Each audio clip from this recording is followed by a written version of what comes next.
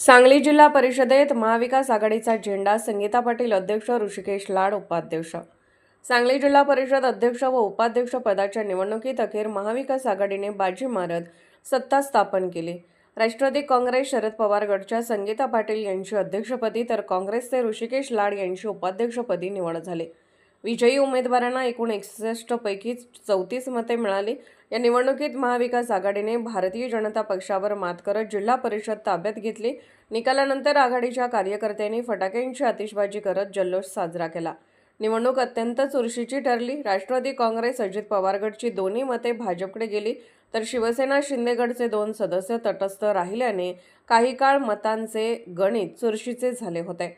अखेर महाविकास आघाडीने निर्णायक आघाडी घेत विजय मिळवला. या निवडणुकीकडे राज्याच्या राजकारणातही विशेष लक्ष लागले होते. पालकमंत्री चंद्रकांत पाटील आणि राष्ट्रवादी काँग्रेस शरद पवार गटचे नेते जयंत पाटील यांच्यात प्रतिष्ठेची लढत पाहायला मिळाली. महाविकास आघाडीच्या या विजयासाठी राष्ट्रवादी काँग्रेसचे नेते संजय काका पाटील, अजित घोरपडे, विलासराव जगताप यांनी महत्त्वाची भूमिका बजावली. तसेच जयंत पाटील आणि तासगावचे आमदार रोहित पाटील यांनीही आघाडीच्या बाजूने ठामपणे पाठबळ दिले.